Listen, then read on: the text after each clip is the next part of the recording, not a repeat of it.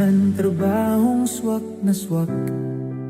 Sa husay mong taglay, kailangan mo bang maghanap ng papasukang hanap buhay? Nandito na kami, we're here to help you find a job here. Ito pong ginawa nating pagtanim dito sa Marikina City, yung pagbabaha. Kasi geographically speaking, itong Marikina is an upper part of Pasig City, which is yun yung Pasig River nandoon. Demographically, napakarami din tao sa lugar na ito na kailangan protektahan sana ng mga puno natin. Ito napakahalaga na malinis at maayos ang tubig na dumadaan sa Ilog Pasig dahil ito ay papunta sa ating mga karagatan. Specifically, ang tubig na galing sa Marikina, dadaan ng Pasig, papunta ito ng Manila Bay. So Manila Bay, napaka-importante sa atin yan.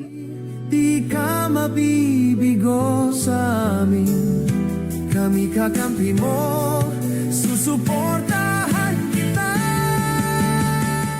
Siyempre, aside sa pagpapaganda ng ating kapaligiran, pagtulong din sa ating kalikasan. Every 10 years, binabaha kami ng talagang matinding baha.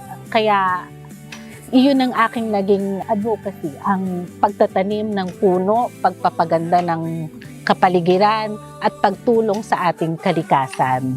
Para sa future ng ating mga kabataan, napakahalaga ng pagtatanim ng puno. Kailangan mo ba ng trabahong swak na swak? Sa husay mo. Huwag sanang mapatid o maputol ang pag-aalaga natin sa ating kalikasan kasi mas madaling sumira ng kalikasan kaysa ito ay mahalin at pangalagaan. So para sa mga kabataan, sa susunod na henerasyon, mahalin natin ang kalikasan. Tayo'y parte ng kalikasan. Suportahan kita. We'll help you get started. Ito ang nag-iisang tahanan natin, ang ating kapaligiran. Matuto ang ating mga kabataan na mapanatili na maganda, maayos, at syempre mapuno. Even ang mga hayop, alagaan natin. Iyon ang mensahe ko sa mga kabataan. Magatubili, di ka mabibigo sa Sa mga Marikenyo, uunahin lang po natin ang San Roque. Tatanim tayo ng mga puno, magpapaganda tayo ng ating mga kapaligiran. Sana ho, ini-invite mga volunteers dyan kung sumali sa tulong ng Paramount po. Ay, maraming salamat sa Paramount.